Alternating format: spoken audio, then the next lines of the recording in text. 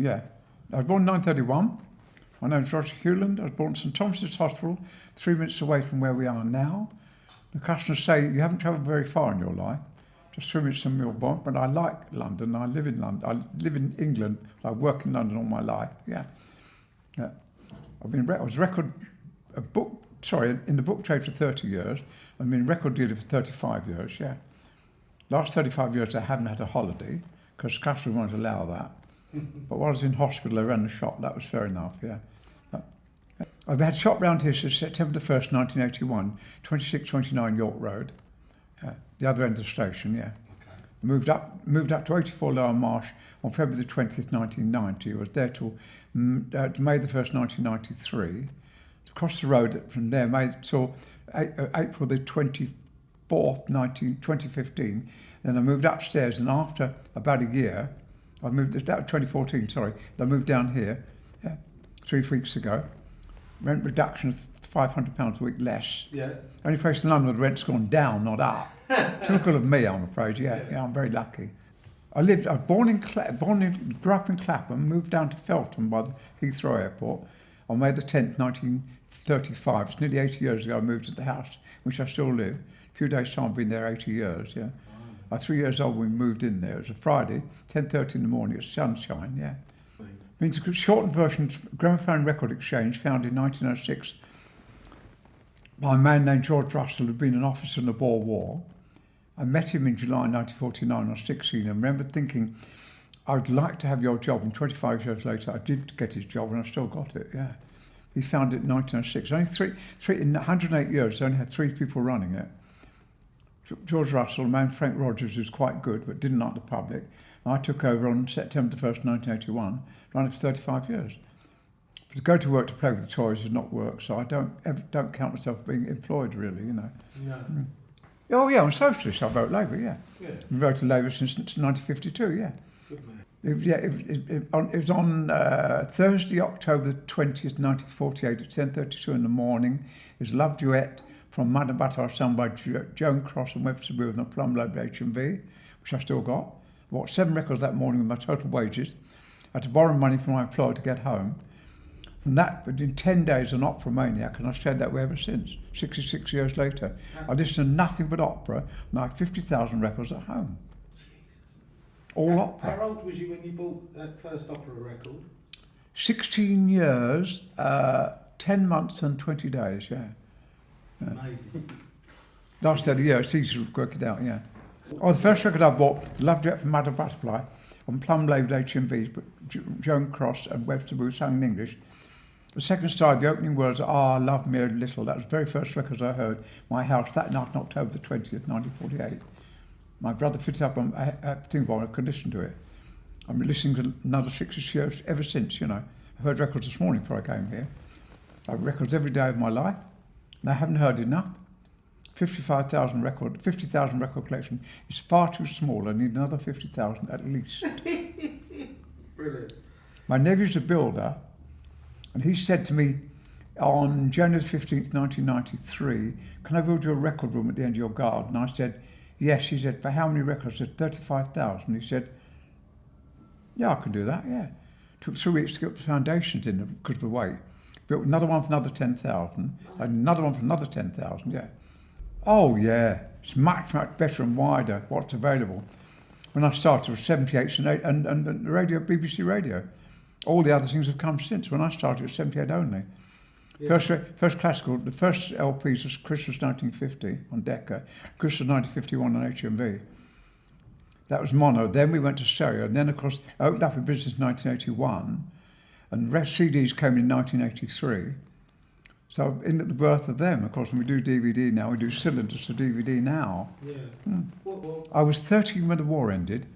I was called up for the war in Korea in 1950, age 18.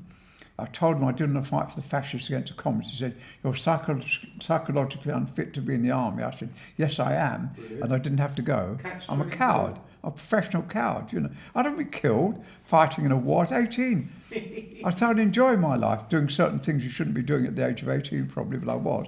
And I enjoyed myself. I had quite a good job in the book trade at 18, yeah. So where were you in the building trade? A record, no book trade, no book. Oh. No, I did books for 30 years, yeah. Oh, right. Yeah. Tell us about that.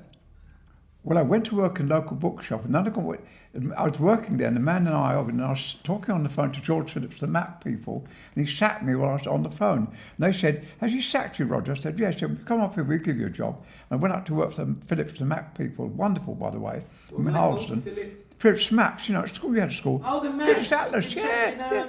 Gray's Inn. Yeah. Gray's Inn Road. Sam, yeah. Still there? Yeah. Phillips Atlas, Oh, yeah. God. Yeah, no. It was 100,000 atlases at a time. When I went there, all the doors were made of rubber. And I said, "Is this a madhouse?" She said, "You wait. Start running." I said, "Why?" I said, "We're going to start printing 100,000 atlases in one go, 3 colours." And the whole building should be to stand in the field to finish working, yeah. But their atlases used to this very day. We always, all our life. So the 100,000 run at a time. We didn't do a run until we had orders for 50,000. Did they print on site? Oh, yeah. Up at Harlesden, yeah. Oh, no. I mean, there's the shop in Gray's Inn. No, they print up at Hewland, the factory up there. Oh, right. The printing place is about two or three times higher than this building, yeah. And that was all hot metal? Yeah. Hot It's metal. wonderful, yeah. 100,000 at a time we did, yeah. My Atlases, yeah, it's superb. So what was you, a salesman? No, it's a publisher. No, I didn't see the public. I was doing sorting the orders out in the back room. No, I learnt about organisation and planning and handling large orders, yeah. Oh, okay. Then I went to publishing because the money was very good. Who was your biggest client? Pardon? You were doing the orders. Who was your big clients? Well, all the big bookshops, Blackwell's and Foyles and people like that. Yeah, no, bookshops. Yeah. In publishing was better Foyles though. has gone. Do you know that? Huh? Foyles has moved. I know, yeah, not quite better shop, yeah. It's a very badly run shop. Terrible. I used to nick out there every time. That's right, yeah. I used to offer 3 jobs then. I wouldn't go for the interview. Christina Foyles, such a prize old bitch. I had 48 jobs in the book trade, remember? 48. 48. One job I left because I didn't like the canteen at lunchtime on Monday, so I left on Monday lunchtime, yeah. 50s were wonderful. 51, I was 21 years old and going to the Festival of Britain, you know, in 1951. Oh, of course. Marvellous for picking up certain things, you know, and enjoying myself thoroughly, yeah. I was working on and off. What I did, I worked 1 year and then had a year off and worked another year and had another year off. So in 30 years, I worked 16 and had 14 years off. Amazing. 1973, I was 43 years old, about 40 about that, and I started going grey. I thought, I'd better get a regular job of work. But I've been a teenager up till then, you know. Okay. Yeah. So I started collecting records. I thought, I'll become a record dealer. So I became a record dealer. 1973, I took over the 78 department of Gramophone Exchange in Wardour Street on February the 9th, 1979. Sorry, Gramex in Wardour. Gramophone's Record Exchange. This business is in Wardour Street. I went to work there on February the 9th, 1979 to run the 78 department. They went broke in 1981. I bought the name and dropped the new, and I did second-hand only collector stuff, and never done it ever since, 35 years. But of course, no holidays, because just to say you're not to have a holiday at all. Never had one. No. Yeah. But it's working, selling what you love. Oh, so wonderful. Best job in the world. Yeah, you isn't it? go to work and play with your toys, yeah. I go home and play with my toys, you know. Right, Desert Island Discs. If you could take 5 records. No, but about a minimum of 800, yeah, I couldn't take less, yeah. Okay. If you could take 5 records with you for one day to sit here, and they're the only 5 records you could listen to all day in your basement, what would you listen to? Second act of Rondo recorded in May 1934 in Chicago. You'll have to talk a bit slower, Rog. Sorry, the Rondine per Puccini, the second act recorded live in May 1935 in Lucrezia Borri in Chicago. I was playing that this morning, by the way. Anything by Olivero, anything by Supervia, anything by Gigli, anything by Di Lucia, anything by Tamagno. Those are my 6 favourite singers, really, you know. But you've got 5. Well, knock one of those off then. Knock out the Tamagno, who created the cello, by the way, yeah. There's a drawing of on the wall there, by the way, yeah. I stopped going to the opera when I started working the records. I don't finish at 7 o'clock, so the opera starts What at about 7. the 50s, the 60s and the 70s? Oh, they used to go once a fortnight to Sadler's Wells Operas in the book trade. I saw some wondering. The other day I said to one of our customers, I went to see the opera at André Chenier in 1956. No, he's like, yeah. What's your favourite opera for performance? La Bohème, yeah. La Bohème. Puccini, yeah. And who would be your favourite opera singer performing that? Chile in 1938 with Albanese and HMV in Rome. Yeah. It's still available in the catalogue. According to 1938, it's still in the catalogue in 2015, you know. Yeah. Oh, God. One thing I was saying to one of our customers, I went to an opera on Chenier in 1956 at Sadler's Wells, and he said, I've got a copy of it. I said, no, you haven't. There's no such thing. He said, he brought me one in, I played it at home on the CD, and I could shut my eyes and see the scenery and the costumes from 1956 again. I've got that kind of memory. I remember the production, the costume, because I listened to singing. I remember what they were doing on the stage. It's incredible what I have. I've got a most incredible memory. It's essential for this job, yeah. Amazing. Better? September the 1st, 1981, I took over the shop, opened at 2629 York Road, and 12:20, sun was shining, 3 customers. I had 600 records on the floor in boxes, no shelving, no money. 600 records have turned into 2 million, and the no money has turned into about 8 million in turnover. Yeah. What? And I'm still in the red in the bank, yeah. I've turned £8 million. I've turned over £8 million in 35. It's not a lot in 35 years, yeah. And 2 million records, yeah. Jesus. Because I work on turnover, not profit. Right. I pay more than anybody else, charge less, but of course I'm a bigger scoundrel than my rivals because I sell more than they do. The other day, someone came in here, true story, £140 worth of records on table, see, and I said, can we have a look? I said, can I pay to sell your records before I paid you for them? He said, do what you like, Roger. So I sold £150 worth of his records before I paid him the £140 I owed him. Then he spent 80 quid anyway, so I made an enormous fortune out of that. Brilliant. To sell something before you paid for it is not only theft, it's really good business, you know. That's turnover, it's true story, yeah. You can't cheat collectors, by the way. That is one of the rules here. I'm not a fucking collector. All my records are scratched. I'm a DJ. I love playing records. Yeah, that's all right. Nothing wrong with that, yeah. You know, I don't mind scratches and clicks and flats anyway. That's all right, yeah. It sounds wonderful. It is. Oh, I worked in Soho from 1947 to 1973. I worked in Soho. Oh. It was wonderful. Tell us about it.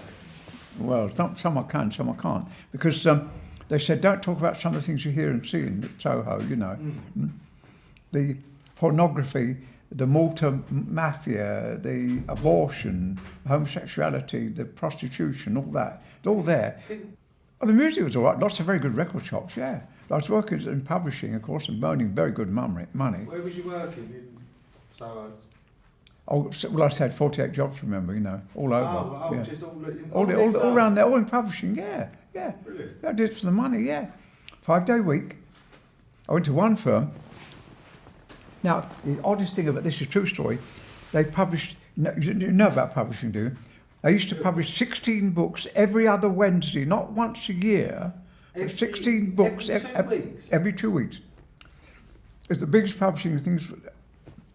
I went for the interview and I said, have you got many other people who says, oh no, you got the job, no one else will want this job. That no one else will come for the interview. I said, what happened to my predecessor? He said, after 6 months in a lunatic asylum, yeah. He said, you'll be there, yeah. How long did you last? 1 year, 5 months, yeah. Oh. Now, what I did, I went there. They're publishing 16 books every other Wednesday, see. So when I got there, now there are 16 titles, about 15,000 copies of each or so, yeah. And they had invoicing, they invoiced ahead. But they announced 16 books, they only published 15 of them. They had to do 15,000 credit card notes, you see. So I said, as simple as that, only invoice what we've got. Another place, a warehouse, we've got 100,000 books on the premises, Roger, and we can't find anything anywhere. What do you think? I said, I had a wonderful idea. I said, I went out and bought a central set, and central the number on every shelf throughout the building, could find anything straight away. They paid me £100 bonus for that, but they pinched the idea from somebody else. It wasn't my idea at all, you know. Yeah. That went down well. I stayed there for a long time, yeah. 100,000 books on the premises, Roger, if we can't find anything. I said, you was a young man, you know, what was your favourite club to go in Soho? Oh, I'd all over the place, all over London. Stayed up in London over the weekend, and whatever, and in the pubs and Stayed up all round. Yeah, all round these drug scene. But I never took drugs myself. No. I used to go to the drug party and said, "You're lucky, Roger. You don't need drugs," and I didn't. What was your favourite pubs? Ship? What do you remember? Oh, I don't know. The old Anchor in Twickenham is one I rather liked. Oh, yeah. right, that's Yeah. a jazz club. It's a Young's pub, yeah. Yeah. What about the Eel Pie? Did you go to the Eel Pie? Oh, Eel Pie, of course, yeah. I lived about 5 minutes, 2 minutes away from there. Yeah, tell us a little bit about the Eel Pie. Jazz isn't my thing, remember? Crashing. No, but yeah. he was there. No, there to enjoy himself, yeah. So what was that like? Wonderful. Life given entirely over to self-indulgence, yeah. I only did what I wanted to do, like now. I do what I want to do now. Yeah. Amazing. If I don't want to do something, get out of it. He's the same as he's like that. I can tell that about him, yeah. If you don't do something, you get out of it, don't you? Yeah. Yeah. What keeps you young, Roger? Yeah. What keeps you so young? I like what I do. I do what I like. Same thing, really, yeah.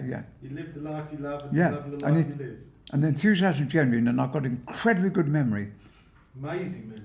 I talked to someone the other day and he said, "Do you remember the argument we first met 40 years ago?" And I repeated the argument to him. I said, "Yeah." And you're still wrong, yeah. But people say to me, "I've been buying breakfast from me 30 years." Someone came down with a piece of paper, long number, and I said, "What's that, your telephone number?" He said, "No, it's how much I spent in here in the last 30 years. I said, "You're a liar. You've had a naught on the end of that." He said, "No, that's how much I spent." It's quite a lot. It's thousands of pounds, yeah. All right, mate. You've got the winter fuel allowance last year, £300 winter fuel allowance. I turned it to £1,000 in a week. Well, I'm buying stock with it, yeah.